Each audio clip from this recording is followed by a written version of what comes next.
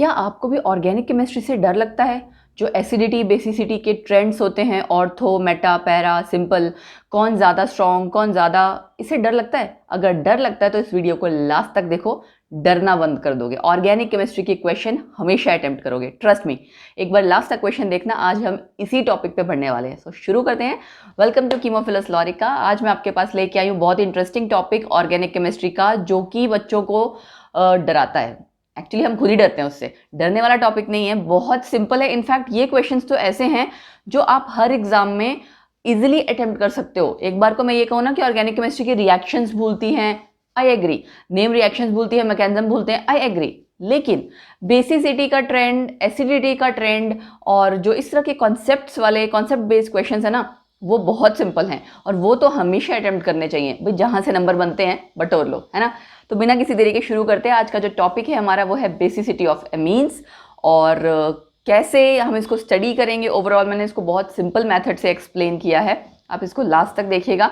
कम से कम थ्योरी में, मतलब कम से कम लिखने में लिख के आपको पूरा कॉन्सेप्ट क्लियर हो जाएगा, ठीक है।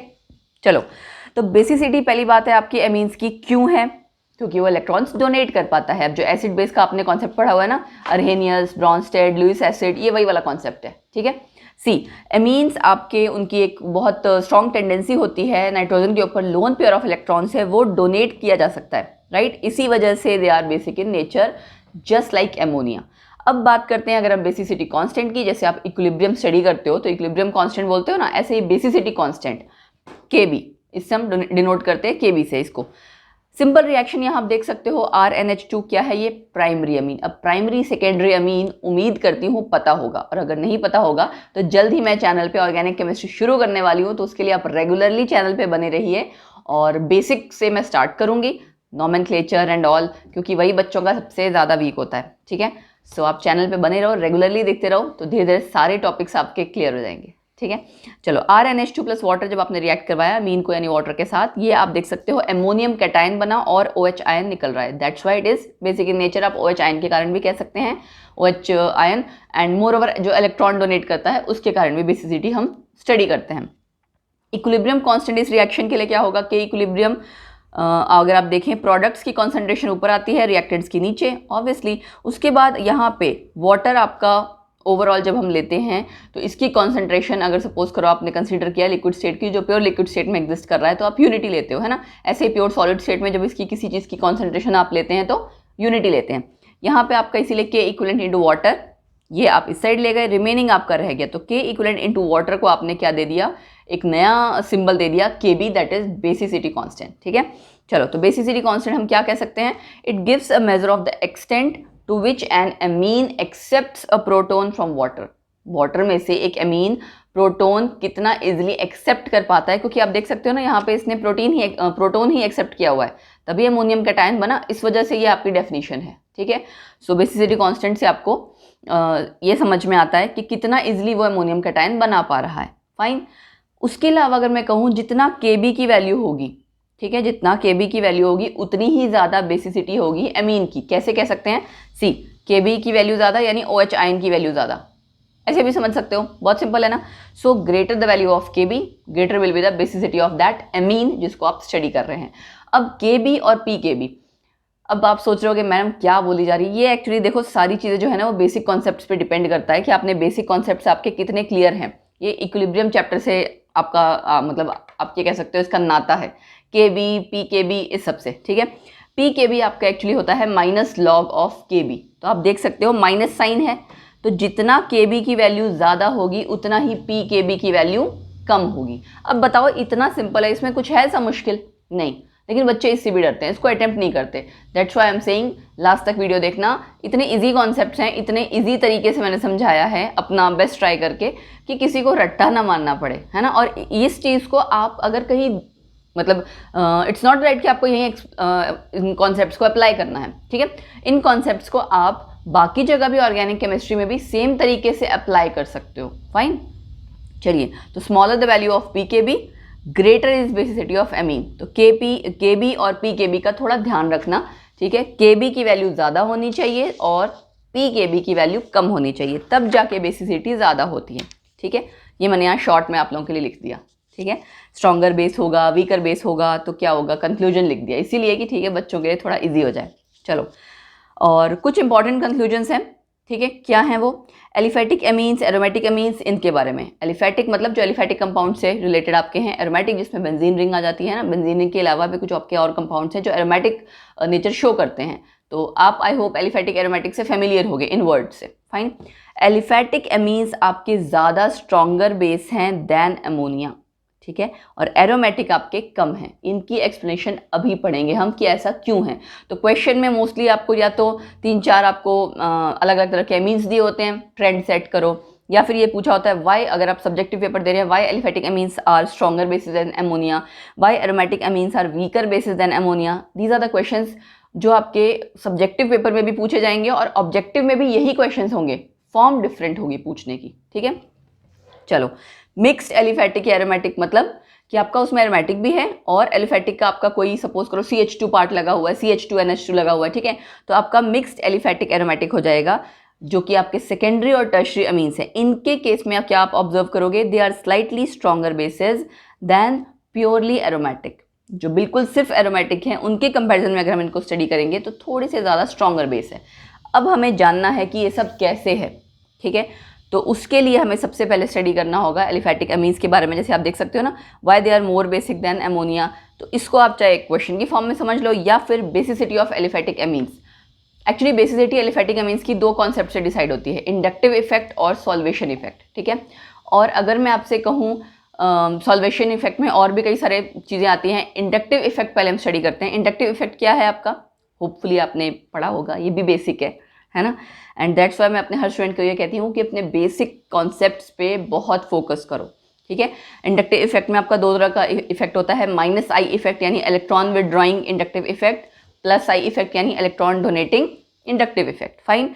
एल्काइल ग्रुप्स आपके क्या कैसे होते हैं, इलेक्ट्रॉन डोनेटिंग, इलेक्ट्रॉन डोनेट करते हैं, मिथाइल इथाइल कोई भी हो, जो भी, तो इलेक्ट्रॉन डोनेटिंग ग्रुप्स अगर आपके सपोज करो अटैच होंगे एमीन NH2 के साथ, राइट, तो नाइट्रोजन पे जाहिर सी बात है इलेक्ट्रॉन डेंसिटी वो क्या करेंगे, बढ़ाएंगे। इलेक्ट्रॉन डेंसिटी बढ़ाएंगे तो these electrons can be shared or donated very easily by that amine, right, and उसकी वजह से आपका क्या होगा, जब ये लोन पेयर इजिली डोनेट हो सकेगा तो जाहिर सी बात है बेसिसिटी ज़्यादा होगी, ठीक है। बहुत सिंपल कॉन्सेप्ट था, लेकिन हम इसको बहुत हवा बना के रखते हैं। सीरियसली वर्ड इज़ हवा, ऑर्गेनिक केमिस्ट्री हवा है, बट ऐसा नहीं है। कुछ चीज़ें ऑब्वियसली मेमोराइज करनी पड़ती हैं, नेम रिएक्शंस हैं, कुछ स्टेप्स हैं मैकेनिज्म के जो बार बार आपको, ठीक है, ध्यान रखने पड़ते हैं, बट सारा ऐसा नहीं है, ठीक है जी। देखो यहाँ मैंने आपको स्ट्रक्चर से भी शो किया हुआ है, NH3 यानी अमोनिया का प्राइमरी अमीन आप देख सकते हो, एक N है, एक अल्काइल ग्रुप लगा हुआ है, ठीक है, और 2 H है। सेकेंडरी अमीन में उस नाइट्रोजन के साथ 2 अल्काइल ग्रुप्स हैं, टर्शरी में तीनों ही R ग्रुप आ गए। तो यहाँ पे 3 आपके हैं जो डोनेट कर रहे हैं अल्काइल ग्रुप्स, यहाँ 2, यहाँ 1, यहाँ पे कोई नहीं है। तो इसके अकॉर्डिंग अगर मैं कहूँ इंडक्टिव इफेक्ट के अकॉर्डिंग, हमें सिर्फ इसी इफेक्ट के अकॉर्डिंग डिसाइड करना हो बेसिसिटी ट्रेंड, तो क्या होगा, आपको देख के लग रहा होगा टर्शरी अमीन सबसे ज़्यादा क्या होगा, बेसिक इन नेचर, फिर सेकेंडरी, फिर प्राइमरी, फिर अमोनिया। क्यों, क्योंकि जितने ज़्यादा अल्काइल ग्रुप्स उतनी ज़्यादा इलेक्ट्रॉन की डोनेशन, उतनी ज़्यादा नाइट्रोजन पर इलेक्ट्रॉन डेंसिटी एंड बेसिसिटी ज़्यादा, ठीक है। बट ये आपका कंक्लूजन नहीं है, मेक श्योर, मैं दोबारा कह रही हूँ, ऐसा ना हो बच्चे आधी वीडियो देखें और यहाँ तक सोचे कि यही आंसर है, नहीं, बार बार कह रही हूँ, लास्ट तक देखो, ठीक है। ये आपका कंक्लूजन नहीं है, ये आपका जो ट्रेंड है it is only and only because of inductive effect, अगर आप कंसीडर करते हैं, उसके अलावा भी आपका इफेक्ट है। दूसरा इफेक्ट आपका क्या है, सॉल्वेशन इफेक्ट, ठीक है। सॉल्वेशन नाम से पता लग रहा है, ठीक है, अगर आप कोई सॉल्वेंट यूज़ कर रहे हैं, अमीन को उसके साथ रिजॉल्व कराएंगे तब। तो सॉल्वेशन इफेक्ट के हिसाब से देखो, हम फर्दर मैंने कहा ना इसमें कई सारी चीज़ें आ जाती हैं। कैसे स्टडी करना है, बेसिसिटी ऑफ एमीन किसी एक्वस सॉल्यूशन में डिपेंड करती है। जो आपने अमोनियम कैटायन बनाया ना, आपने रिएक्शन लिखी थी स्टार्टिंग में जब मैंने कहा था ammonium cation plus OH ion, तो आपकी बेसिसिटी एमीन की एक्वस सॉल्यूशन में डिपेंड करती है कि उस अमोनियम कैटायन की स्टेबिलिटी कितनी है, ठीक है। वो फर्दर किस पे डिपेंड करेगा, एक तो आपने जो अभी पढ़ा +I इफेक्ट एल्काइल ग्रुप का, उस पर भी फर्क पड़ेगा। कैसे पड़ेगा मैं अभी बताऊंगी। दूसरा क्या है, एक्सटेंट ऑफ हाइड्रोजन बॉन्डिंग, कि कितनी हाइड्रोजन बॉन्डिंग हो सकती है वाटर मॉलिक्यूल्स के साथ, यहाँ हम वाटर कंसीडर कर रहे हैं एज अ सॉल्वेंट। और तीसरा क्या है कि स्टेरिक इफेक्ट आपका एल्काइल ग्रुप का, ज़्यादा बड़ा एल्काइल ग्रुप हो जाएगा तो स्टेरिक हिंड्रेंस भी कॉज करेगा, ठीक है। स्टेरिक हिंड्रेंस का मतलब स्पेस में आपकी अगर हिंड्रेंस कॉज कर रहा है, आसपास आपके बल्की ग्रुप्स हैं, बड़े ग्रुप्स हैं, तो जाहिर सी बात है उनमें आपस में जगह के लिए लड़ाई होगी ना। दैट इज एक्चुअली बेसिकली, अगर आप ये कह सकते हो बहुत सिंपल लेमैन लैंग्वेज में, कि स्टेरिक हिंड्रेंस यही है, स्पेस में एक दूसरे के लिए हिंड्रेंस कॉज करना, प्रॉब्लम कॉज करना कि इसकी जगह मेरी जगह, ये वाली चीज़। ठीक है, चलो, तो इंडक्टिव इफेक्ट आपका अभी अभी आपने पढ़ा, वो अगर हम डिस्कस करेंगे या उसको हम स्टडी करेंगे तो आपने देख लिया ना कैसा होता है। एल्काइल ग्रुप अगर आपका अमोनियम कैटायन के साथ जुड़ा है, तो आपको पता है अमोनियम कैटायन के ऊपर प्लस चार्ज होता है, पॉजिटिव चार्ज है, उस पॉजिटिव चार्ज को अगर कोई एल्काइल ग्रुप इलेक्ट्रॉन डोनेट करके न्यूट्रलाइज करना चाह रहा है तो स्टेबिलिटी अमोनियम कैटायन की बढ़ती है। ये हमने बेसिक कॉन्सेप्ट्स में, जीओसी यानी जनरल ऑर्गेनिक केमिस्ट्री का जो बेसिक कॉन्सेप्ट है उसमें ऑलरेडी पढ़ा हुआ है। ठीक है, अगर किसी ने नहीं पढ़ा तो make sure stay with us on our channel, और जल्द ही मैं ऑर्गेनिक केमिस्ट्री लेके आने वाली हूँ। शायद हो सकता है 15-20 दिन में। उसका रीज़न ये है कि 15-20 दिन में मैं अपने जो ग्रेजुएशन वाले स्टूडेंट्स हैं उनका सारा सिलेबस कवर अप करा दूंगी, सो मेरे पास थोड़ा टाइम होगा कि मैं एक्स्ट्रा टॉपिक्स करा सकूँ, दैट्स वाई। ठीक है, सो पॉजिटिव चार्ज आपका इजीली स्टेबलाइज हो जाएगा जितने ज़्यादा एल्काइल ग्रुप्स या इलेक्ट्रॉन डोनेटिंग ग्रुप्स अटैच होंगे, तो number of alkyl groups increases, stability of ammonium cation increases. Fine, फिर आपका stability of ammonium cation hydrogen bonding से कैसे डिपेंड करेगा, जितने ज़्यादा number of hydrogen atoms present हैं उस नाइट्रोजन के साथ अटैच हैं, ठीक है, वो उस पर डिपेंड करेगा। कैसे भाई, जितने ज़्यादा हाइड्रोजन एटम्स होंगे उतनी ही ज़्यादा हाइड्रोजन बॉन्डिंग होगी, और जितनी ज़्यादा हाइड्रोजन बॉन्डिंग उतना ज़्यादा अमोनियम कैटायन आपका स्टेबल होगा। दो कॉन्सेप्ट समझ में आ गए, इंडक्टिव इफेक्ट और हाइड्रोजन बॉन्डिंग के साथ को रिलेट किया हमने ये कॉन्सेप्ट। ठीक है, अब अगर आप देखो इस कॉन्सेप्ट के अकॉर्डिंग प्राइमरी अमीन सबसे ज़्यादा स्टेबल होगा ना, क्यों? प्राइमरी अमीन RNH2 सबसे ज़्यादा H इसके साथ अटैच है। ठीक है जी, तो इसके तो 3 हाइड्रोजन एटम्स हैं ना, यहाँ आप देख सकते हो 3 OH2 जुड़े हुए हैं, तो हाइड्रोजन बॉन्डिंग यहाँ पे सबसे ज़्यादा होनी चाहिए। और अगर मैं कहूँ इन केस ऑफ टर्शरी अमीन्स, यहाँ पे आपका क्या होगा, थोड़ा सा स्टेरिक रिपल्शन या स्टेरिक हिंड्रेंस होगी। क्यों? क्योंकि हाइड्रोजन बॉन्डिंग अगर आपका टर्शरी अमीन में होगा, टर्शरी अमीन में आप देखो ना 3 एल्काइल ग्रुप्स होंगे, वहाँ पे हाइड्रोजन बॉन्डिंग आपकी एक भी H नहीं होगा, उसके साथ नहीं हो पाएगा। ठीक है, लेकिन वहाँ पे स्टेरिक हिंड्रेंस ज़्यादा है, तो अमोनियम कैटायन में NH3 पॉजिटिव, ये क्या अमोनियम कैटायन का मतलब यहाँ पे आपका NH4 पॉजिटिव नहीं है, यहाँ पे अमीन से जो अमोनियम कैटायन बना है उससे मतलब है। जितनी बार भी आगे आएगा ना ammonium cation, so it's understood कि मैं NH4 पॉजिटिव की बात नहीं करी, RNH3 पॉजिटिव की बात कर रही हूँ। ठीक है, तो अमोनियम कैटायन जब आपका बनेगा, आप देख सकते हो टर्शरी अमीन्स के केस में क्या होगा, स्टेरिक हिंड्रेंस, और जब भी अमोनियम कैटायन बनेगा और उसकी वजह से आपकी स्टेबिलिटी क्या हो जाएगी, डिक्रीज। तो आपने दो कॉन्सेप्ट्स पढ़े, इंडक्टिव इफेक्ट, सॉल्वेशन इफेक्ट में हमने कुछ चीज़ें स्टडी की। अब इसको हमें ओवरऑल दोनों को कंबाइन करके पढ़ना है, तब हमें फाइनल ट्रेंड पता लग पाएगा।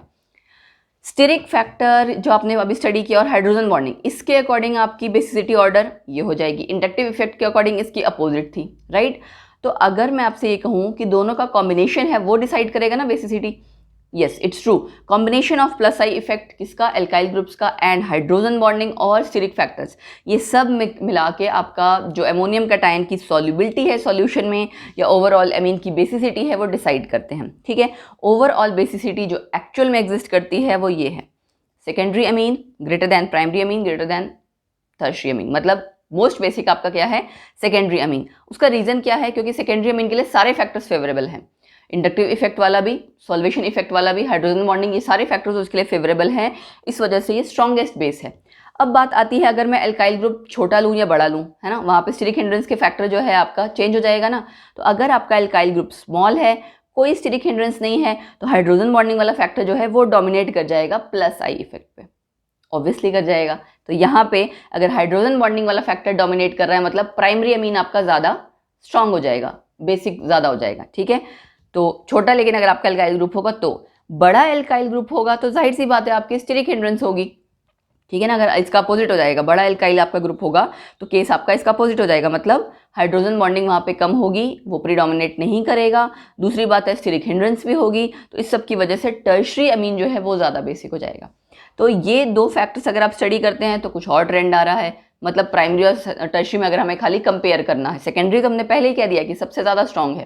ठीक है, तो इसीलिए ये फाइनली आपका आंसर है कि एग्जाम में अगर आपको पूछा जाए तो आपने सारा एक्सप्लेन करना है कि कैसा एल्काइल ग्रुप है। और अगर वो पर्टिकुलरली सपोज करो मिथाइल या एल्काइल इथाइल इसके रिगार्डिंग ही किसी के रिगार्डिंग पूछ लेते हैं, तब तो आपको पता ही लग जाएगा कि आपका एल्काइल ग्रुप छोटा है या बड़ा है, आप उसके अकॉर्डिंग ट्रेंड बता दोगे।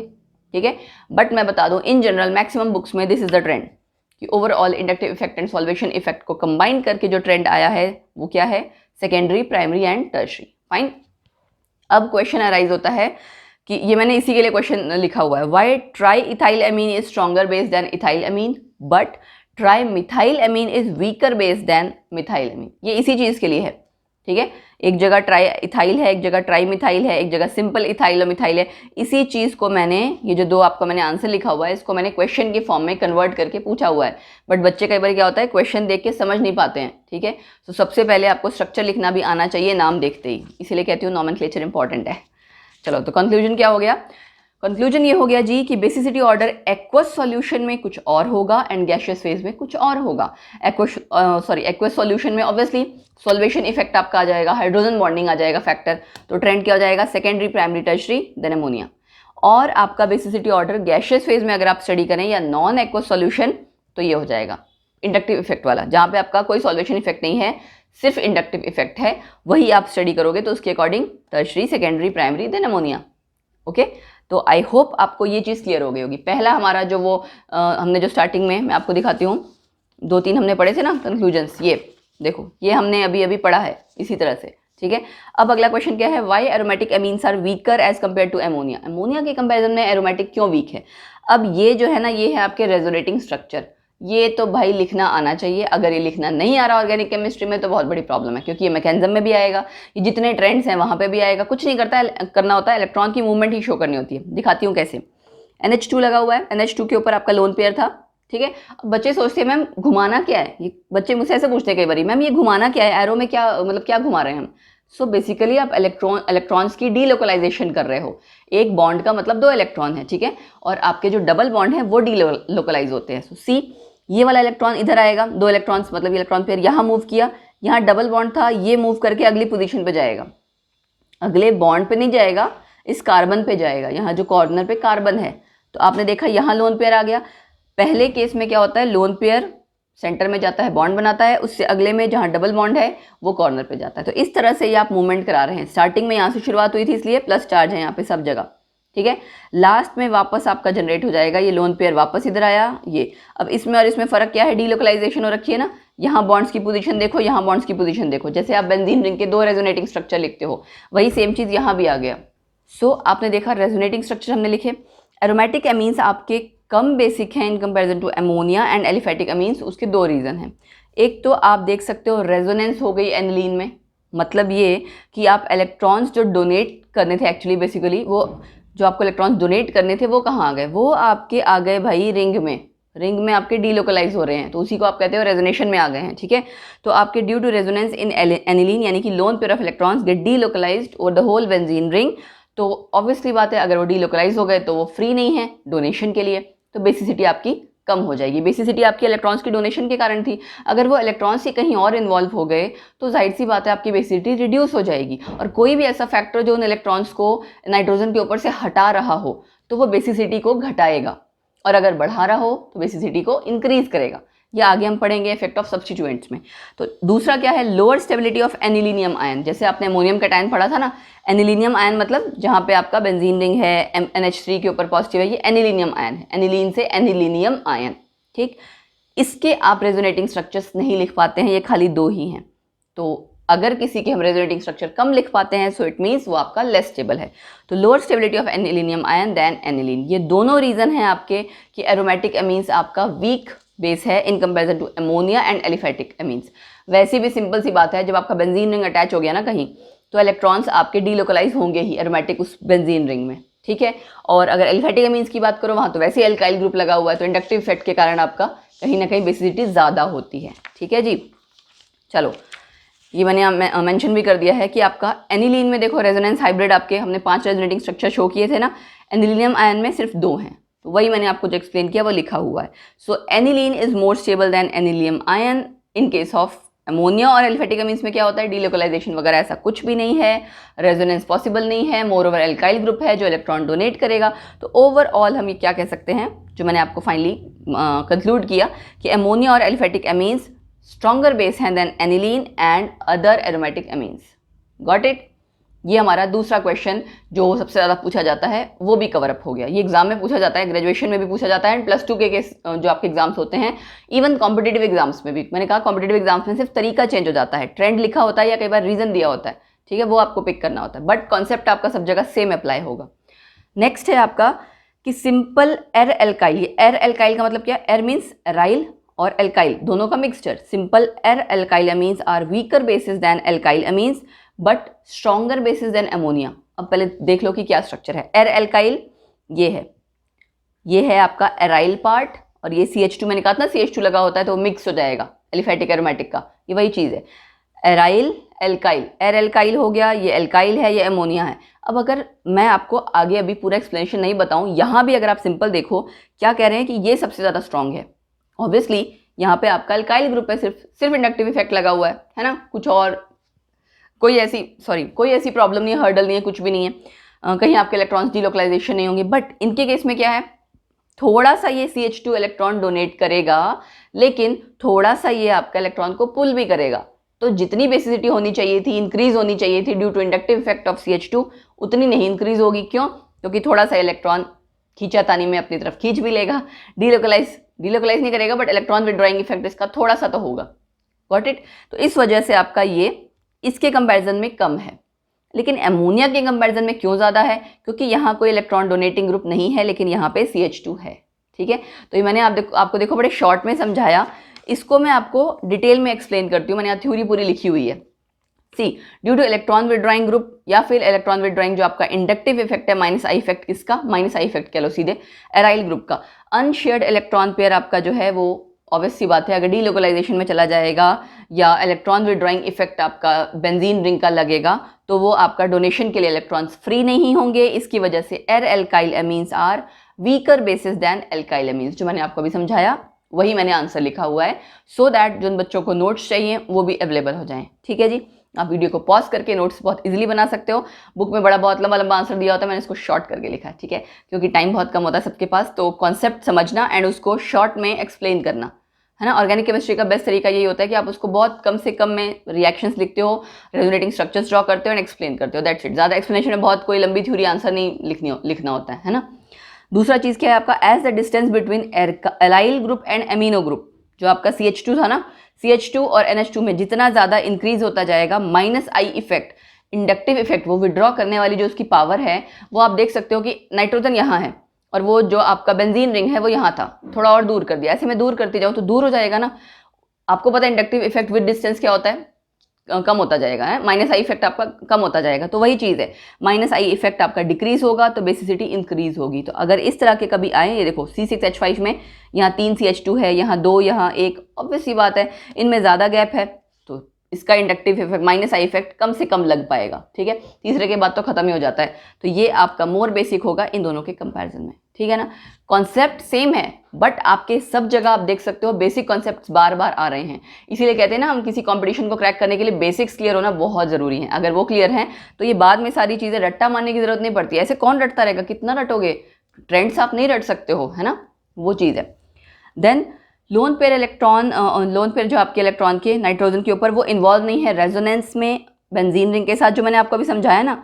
बेंजाइल अमीन्स की अगर आप केस में करेंगे कि बेंजाइल अमीन्स आपके स्ट्रॉन्गर बेस क्यों है अमोनिया के केस में, उन्हीं को उसको ही मैंने एक्सप्लेन कर रखा है कि बेंजाइल ग्रुप का +I इफेक्ट होगा, जिसकी वजह से इलेक्ट्रॉन डेंसिटी नाइट्रोजन के ऊपर इंक्रीज हो जाएगी। क्यों? क्योंकि CH2 ग्रुप लगा हुआ है, ठीक है जी। ये क्वेश्चन भी हो गया। अब हो गया आपका आखिरी क्वेश्चन क्या है, मिक्स्ड वाला, कि एलिफैटिक और एरोमेटिक जो सेकेंडरी टर्शियरी हमने अमीन्स स्टडी किए थे, वो थोड़े से ज़्यादा स्ट्रॉन्गर बेसिस हैं देन प्योरली एरोमेटिक अमीन्स। अब देखो, प्योरली एरोमेटिक अमीन्स में आपका रेजोनेशन लगता ही है, रेजोनेंस इफेक्ट आता ही है, इलेक्ट्रॉन विड्रॉ हो रहे हैं, लेकिन अगर वो मिक्स्ड होगा एलिफैटिक एरोमेटिक तो फर्क आएगा ना। ये वही सेम चीज़ है, ड्यू टू प्रेजेंस ऑफ 1 और मोर इलेक्ट्रॉन डोनेटिंग ग्रुप, क्योंकि हमने एलिफैटिक की बात कर दी, एल्काइल ग्रुप कोई ना कोई होगा ही। इन देम इलेक्ट्रॉन डेंसिटी आपकी नाइट्रोजन पे बढ़ेगी, और जैसे इलेक्ट्रॉन डेंसिटी बढ़ेगी बेसिसिटी भी इंक्रीज होगी, ठीक है। और पॉजिटिव चार्ज भी आपका जाहिर सी बात है, जो अमोनियम कैटायन पे RNH3 पॉजिटिव वाला पॉजिटिव चार्ज, वो भी आपका कहीं ना कहीं न्यूट्रलाइज हो जाएगा। क्योंकि एक होता है कि आपका चार्ज इंटेंसिफाई हो रहा है, एक होता है कि आपका चार्ज, अगर कोई इलेक्ट्रॉन जैसे पॉजिटिव चार्ज है, उसके पास इलेक्ट्रॉन डोनेटिंग ग्रुप है, तो पॉजिटिव का मतलब क्या है कि उसको इलेक्ट्रॉन्स की ज़रूरत है। अगर कोई उसको इलेक्ट्रॉन्स दे देगा तो उसका पॉजिटिव चार्ज कम हो जाएगा, है ना। और वो चार्ज्ड स्पीशीज और एक न्यूट्रल स्पीशीज, कि किसको हम ज़्यादा स्टेबल कहते हैं, न्यूट्रल को कहते हैं ना। तो टुवर्ड्स न्यूट्रल अगर जा रहा है वो, उसका चार्ज कम हो रहा है, डिस्पर्स हो रहा है चार्ज, तो जाहिर सी बात है स्टेबिलिटी इंक्रीज हो रही है। वही सेम चीज़ है कि positive charge on ammonium ion gets dispersed and it will get more stabilised. ठीक है, तो मैंने आपको सारे कॉन्सेप्ट यहाँ अप्लाई किए, समझा दिए हैं। और इसके बाद जो आगे अगला टॉपिक आएगा वो आएगा इफेक्ट ऑफ सब्स्टिट्यूएंट, जिसको हम नेक्स्ट लेक्चर में पढ़ेंगे। वो भी डिटेल में, बहुत सारे उसमें ट्रेंड्स हैं और अच्छे से उसको समझना, लेकिन उसको समझने के लिए ये पढ़ना बहुत ज़रूरी है। ठीक है, एंड इसको पढ़ने के लिए मैंने आपको कह दिया स्टार्टिंग से लेकर लास्ट तक पूरी वीडियो अच्छे से समझो, पढ़ो, बार बार भी पढ़ सकते हो क्योंकि ये चीज़ आपके हमेशा काम आएगी। सो आई होप आपको वीडियो पसंद आई होगी, और अगर पसंद आई है तो हिट द लाइक बटन। जो लोग न्यू कमर्स हैं वो प्लीज़ सब्सक्राइब कर लीजिए, क्योंकि जब तक आप सब्सक्राइब करके वो जो टन टन टन बेल आइकन है प्रेस नहीं करेंगे ऑल नोटिफिकेशंस के लिए, तो जाहिर सी बात है जो भी अपकमिंग वीडियोस हैं वो आप तक नहीं पहुंच पाएंगी। एंड हाँ, एक चीज़ और करना है यार, ये वीडियोस मैं सीरियसली बहुत मेहनत से बनाती हूँ, एंड मतलब ट्रस्ट मी, कभी एक बार खुद से अगर कभी आप हो सकता है बनाओगे video, then you know come to know कि इसमें कितनी मेहनत लगती है। सो प्लीज़ इसको शेयर करना, क्योंकि एटलीस्ट जिन लोगों के लिए मैं चाह रही हूँ कि जिन बच्चों तक ये वीडियो पहुँच सके, आप लोगों की हेल्प से ही पहुँच पाएगी, मैं अकेले नहीं कर सकती हूँ वो। ठीक है, अगर मैं चाह रही हूँ कि दुनिया में, इंडिया में या कहीं पे भी किसी भी कोने में बैठा हुआ बच्चा घर बैठे इजीली समझ सके, पढ़ सके, तो उसके लिए आपको शेयर करना पड़ेगा ना। सो प्लीज़ शेयर भी कर देना। कमेंट सेक्शन में मुझे आपके व्यूज़ का वेट रहेगा, और अपकमिंग जो आपके टॉपिक्स जिनको भी आप चाहते हैं कि मैम इसके ऊपर भी वीडियो बनाएं, वो भी भेजते रहिए। हाँ, नो डाउट टाइम नहीं मिल पाता, उसकी वजह से थोड़ा ऊपर नीचे होता है, जैसा मुझे टाइम लग पाएगा उसके हिसाब से मैं वीडियोस बना रही हूँ। बट येस, डेफिनेटली अब आपको भी पता है कि सपोज करो कहा जाए सारा कुछ एक साथ काम कर दो, पॉसिबल नहीं है ना, थोड़ा तो टाइम लगेगा। So thank you for your support जो आप मुझे आज तक दिखाते आए हैं, उम्मीद करती हूँ आगे भी दिखाओगे। So keep unrolling the mystery of chemistry with myself, Lorika. Bye bye, take care.